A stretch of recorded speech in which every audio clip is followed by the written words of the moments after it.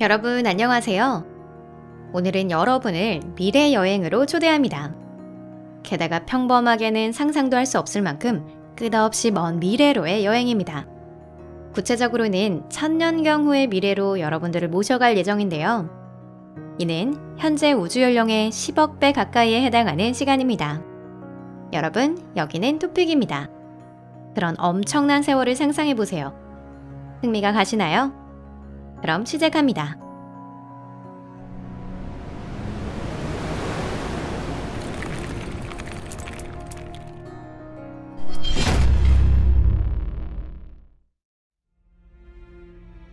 오지 않은 종말.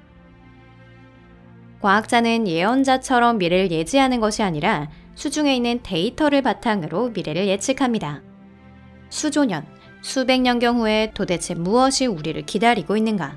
이에 대해 과학자들 사이에서는 다양한 가설이 제시되고 있죠.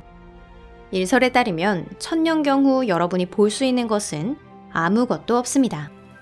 문자 그대로 완전한 무입니다. 우주에는 제각각의 입자가 있지만 어느 것 하나도 만질 수는 없습니다. 왜 그럴까요? 그건 아인슈타인 할아버지가 발견한 어떤 끔찍한 특성 때문인데요. 그 특성이란 빅립이라고 불리는 시나리오와 관련이 있습니다.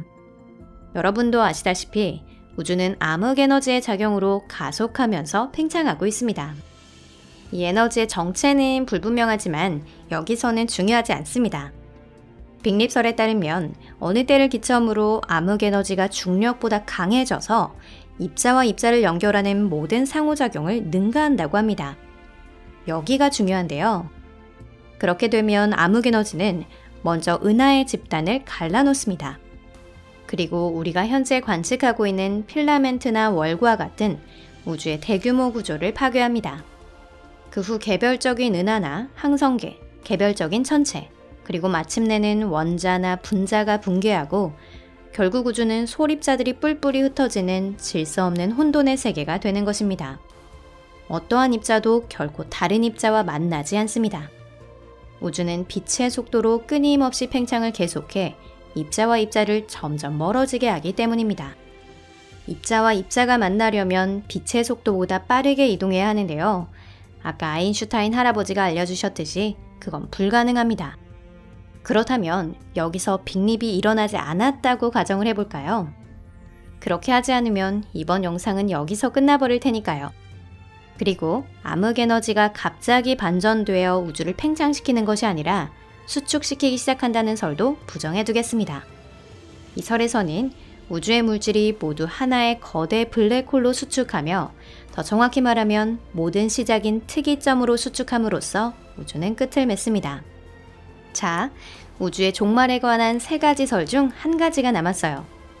그건 우주의 열적 죽음입니다. 이것은 진실 디폴트 이론, Truth Default Theory 중 현존하는 가장 오래된 학설인데요.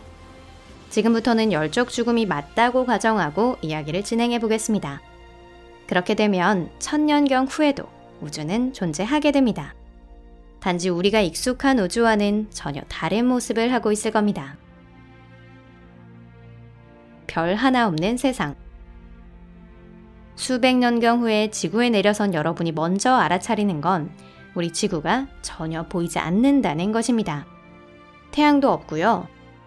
애초에 우주 자체가 깜깜하게 보일 것입니다. 우주에는 아주 작은 불빛조차 보이지 않게 됩니다. 지구를 포함한 모든 행성과 항성으로 가득하던 은하는 도대체 어디로 사라져버린 걸까요? 지구가 없어진 지는 꽤 됐습니다. 기본적으로 지구는 조금씩 종말에 가까워지고 있으며 앞으로 5억 년이 지나면 태양의 방사선의 증가로 인해 서서히 사막화될 것이라고 알려져 있습니다. 이산화탄소는 모두 조금씩 암석과 결합하여 바다는 말라가고 모든 동식물은 사멸합니다. 생명이 없는 지구를 팽창된 태양이 삼키기까지는 수십억 년이 더 필요합니다. 그 태양도 이윽고 늙고 힘이 다하여 외피를 버리고 작은 백색 외성이 됩니다. 그럼 다른 항성들은 어떻게 될까요?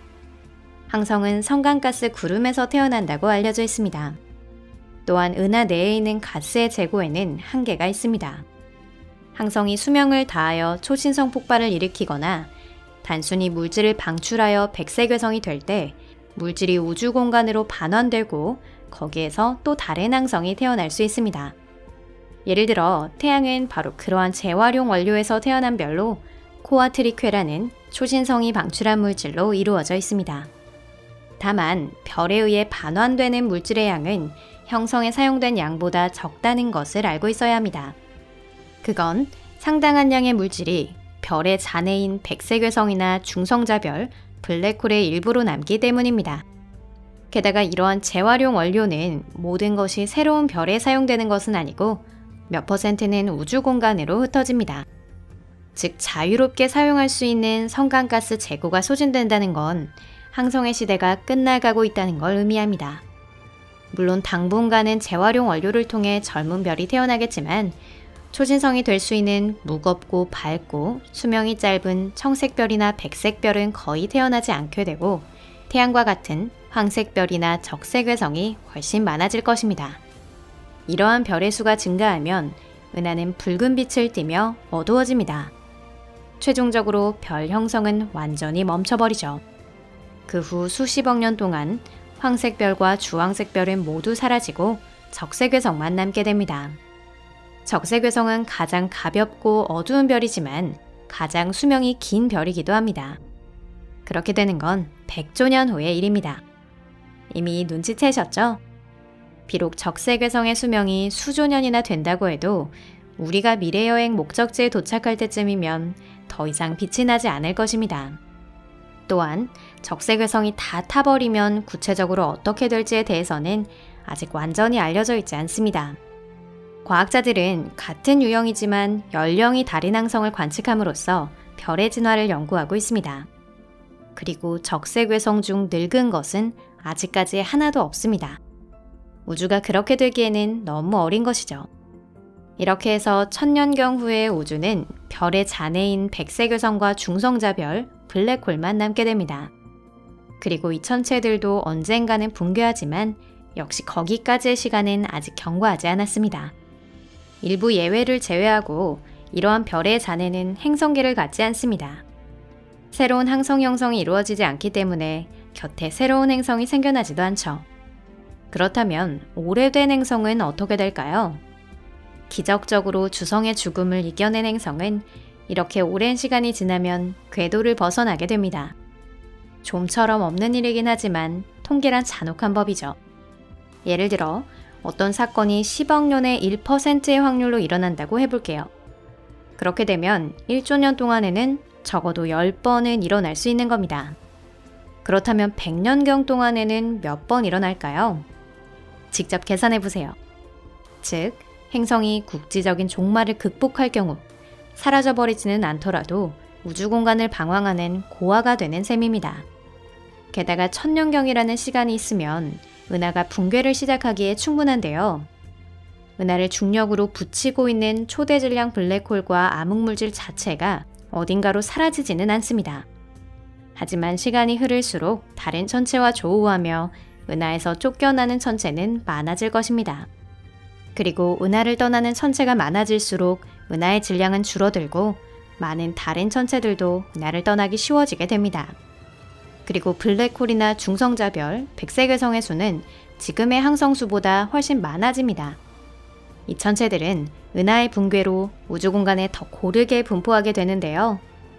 다만 여러분이 그 시대에 도착했을 때는 이러한 별들의 잔해로 이루어진 큰 집단 안에 나타날 가능성이 높습니다. 이것으로 오늘 영상은 여기까지입니다. 여러분 끝까지 시청해주셔서 감사합니다. 영상이 마음에 드셨다면 좋겠네요. 이것이 바로 1000년경 후의 우주의 모습입니다. 우주는 어둡고 음침하고 더 엉망이 되어 생명체는 보이지 않습니다. 만약 인류가 그때까지 존속했다면 살아가기 위해 다른 우주를 찾거나 이 우주를 어떻게든 해결해야 할 겁니다. 분명 좋은 아이디어가 생각날 거라 믿고 싶네요. 채널 구독과 좋아요도 부탁드립니다. 그리고 영상을 SNS에서 공유하는 것도 잊지 마세요. 항상 저희 채널을 응원해 주셔서 감사합니다. 그럼 잠시 동안 작별이에요. 다음 영상에서 뵙겠습니다. 안녕히 계세요.